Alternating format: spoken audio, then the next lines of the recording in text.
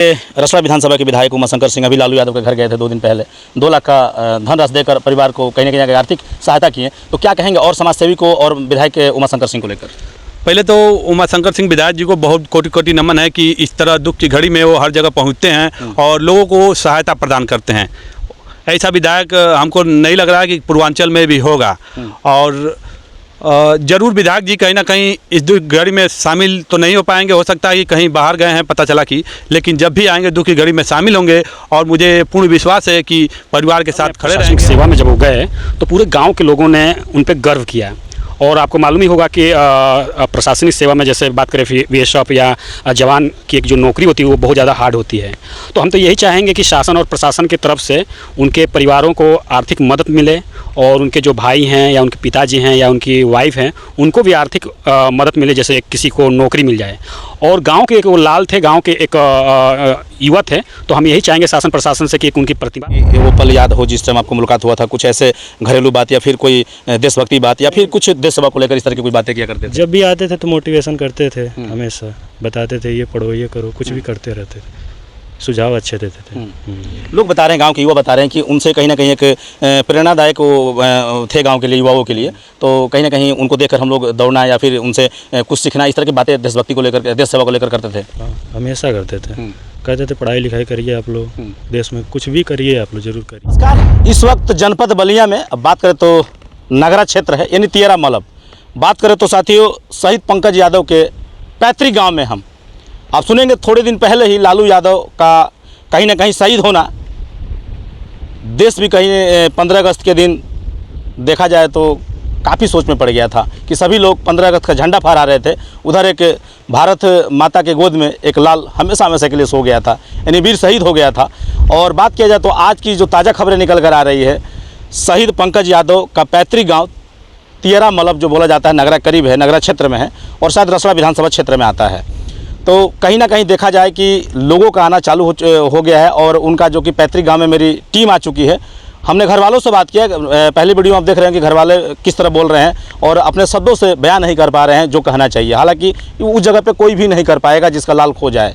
तो मैं बात करूँगा कि कुछ लोग हैं यहाँ पर मिल गए। चर्चा हो रही थी कि एक शहीद परिवार को कैसा दर्जा मिलना चाहिए, एक शहीद परिवार के लिए किस तरह भारत सरकार की जो पहल चलती है किस तरह सहायता होना चाहिए। अभी आपने देखा कि समाजसेवी के रूप में विधायक उमाशंकर सिंह जो रसड़ा विधानसभा से आते हैं वो पहुंचकर लालू यादव को 2 लाख रुपये का धनराशि देकर आर्थिक मदद किया परिवारजनों को। आइए उसी पहलू में बातें करूँगा कि एक शहीद परिवार को किस तरह दर्जा मिलना चाहिए और शहीद को किस तरह का सम्मान होना चाहिए। सबसे पहले अपना परिचय बताइए सर। सबसे पहले तो पंकज यादव को हम भावुक मन से उनको सलाम करते हैं। और बात रही पंकज यादव की, तो तमाम जो गांव के लोग हैं, जैसे इस घटना की जानकारी हुई तमाम लोग पहुंच गए और लोगों से जब बात किया गया तो उन्होंने कहा कि पंकज यादव एक बहुत ही अच्छे व्यक्ति थे। और जब वो 2012 में प्रशासनिक सेवा में जब वो गए तो पूरे गाँव के लोगों ने उन पर गर्व किया। और आपको मालूम ही होगा कि प्रशासनिक सेवा में जैसे बात करें बीएसएफ या जवान की एक जो नौकरी होती है वो बहुत ज़्यादा हार्ड होती है। तो हम तो यही चाहेंगे कि शासन और प्रशासन की तरफ से उनके परिवारों को आर्थिक मदद मिले और उनके जो भाई हैं या उनके पिताजी हैं या उनकी वाइफ हैं उनको भी आर्थिक मदद मिले, जैसे किसी को नौकरी मिल जाए।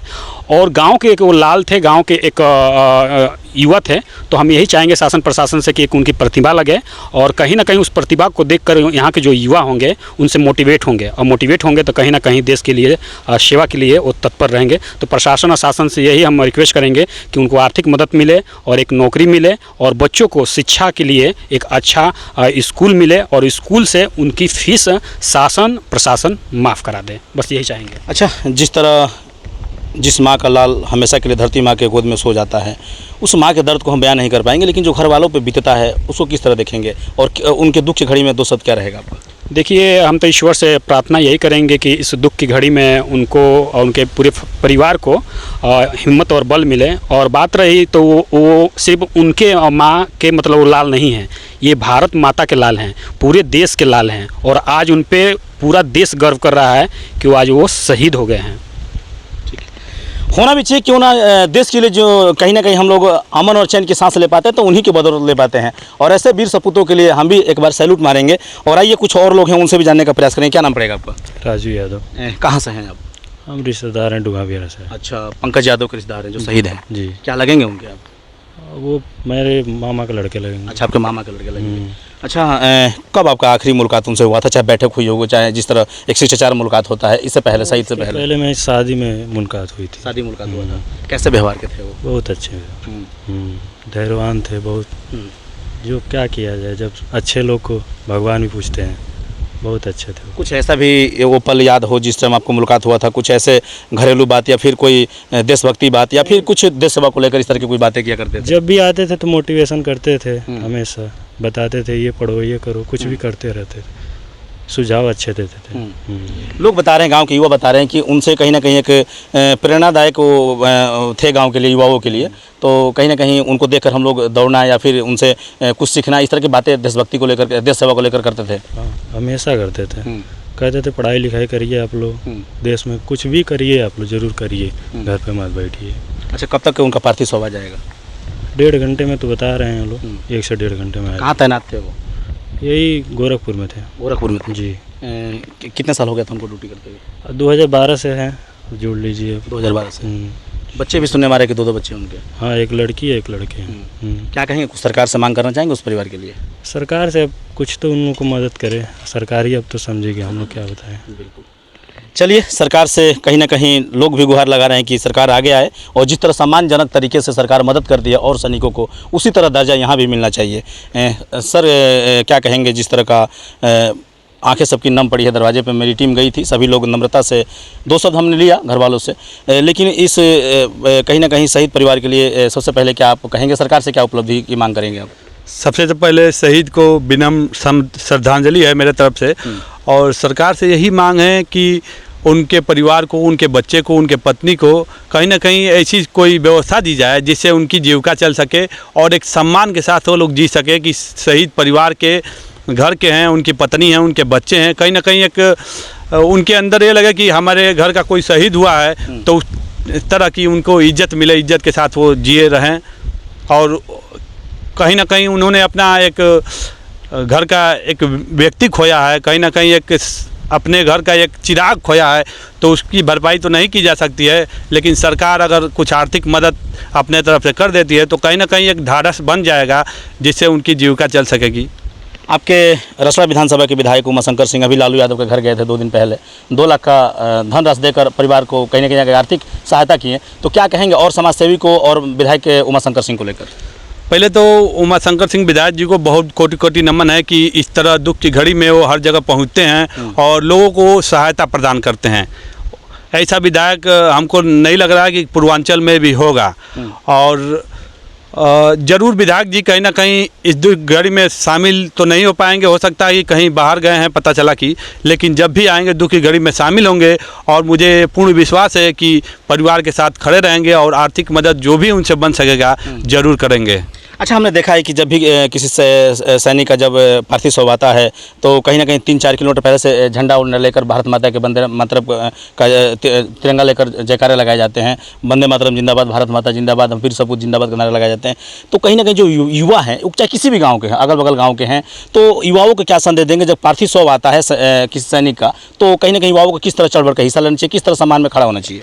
कहीं ना कहीं देखा जाए तो ऐसे जैसे सैनिक आम बात है, कहीं ना कहीं देश की सुरक्षा करते हैं, रक्षा करते हैं, और जिस तरह हम खुली हवा में सांस ले पा रहे हैं, कहीं ना कहीं सैनिकों की देन है कि जिस तरह वो बॉर्डर पर तैनात है और घुसपैठ को रोक रहे हैं, आतंकवाद को रोक रहे हैं, और हर तरह की परेशानियों को अपने ऊपर झेलते हुए देश की रक्षा कर रहे हैं। इसे में सैनिक का जिस तरह से उनका शहीद होना एक बहुत ही गर्व की बात है, और इस तरह की जब बातें खुल के जब सामने आती हैं कि कोई सैनिक शहीद हो गया गांव का, क्षेत्र का, ज़िले का, तो युवाओं के अंदर वो जज्बा पैदा हो जाता है कि कहीं ना कहीं सैनिक था और हम उनके सम्मान में एक तिरंगा यात्रा ही निकाल दें या कुछ एक ऐसा चीज़ कर दें कि जो याद रहे सैनिकों को। सैनिक जो इस समय ड्यूटी कर रहे हैं कहीं ना कहीं बॉर्डर पे या कहीं भी होंगे, उनके अंदर एक जज्बा बनता है कि कहीं ना कहीं हम लोगों को एक सम्मान मिलता है, हर जगह गांव क्षेत्र हर जगह सम्मान मिलता है। उसी को लेकर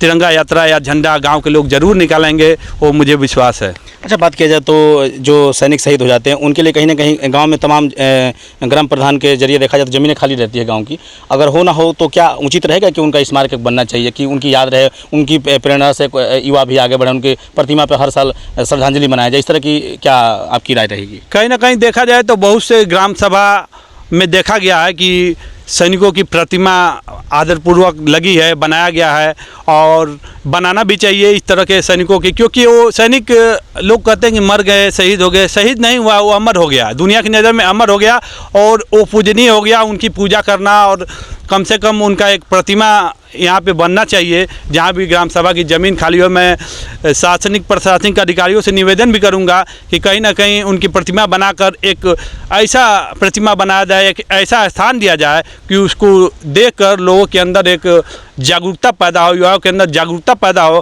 कि देश की सेवा करते समय अगर कुर्बान हो जाए तो इस तरह का मरने के बाद भी लोग जिंदा रहने के बाद क्या उनकी वो होता है, लेकिन मरने के बाद इतना उनका सम्मान बढ़ता है, तो कहीं ना कहीं एक युवाओं के बीच बहुत अच्छा संदेश जाएगा इसको लेके। तो देख सकते हैं कि तियरा मल्लम में मेरी टीम आ चुकी है और कहीं ना कहीं मैं दिखाने का प्रयास कर रहा हूं कि एक शहीद परिवार के लिए क्या होना चाहिए और क्या उनको देखा जाए तो सारी मैंने पहलू पर बात किया, वो चाहे सहायता राशि हो या उनके परिवारजनों के लिए जीविका का व्यवस्था हो, सरकार हर पहलू पर जिस तरह करती है वो बढ़ चढ़ के करना चाहिए। और समाजसेवी के रूप में माननीय विधायक उमाशंकर सिंह ने जिस तरह का पहल चला रखा है, वो चाहे बाढ़ क्षेत्र हो या फिर कोई घटना हो जाती है या फिर कोई शहीद परिवार का आर्थिक मदद होता है, अभी तमाम अपने पेपर के माध्यम से, सोशल मीडिया के माध्यम से देखा होगा कि विधायक उमाशंकर सिंह पहुँच कर 2-2 लाख 5-5 लाख रुपये देकर मदद कर रहे हैं। हालांकि वो विधायक बाद में है, मेरे ख्याल से वो पहले समाज सेवी के रूप में एक बहुत बड़े एक नेक इंसान है। सैल्यूट है उनको भी और सैल्यूट है इस पंकज यादव जवान को भी। मिलूंगा लाइव तस्वीरों के साथ, काफिले के साथ दिखाने का प्रयास करूंगा। जब तक के लिए बने रहे हिंदुस्तान तक न्यूज़ चैनल पर। जय हिंद।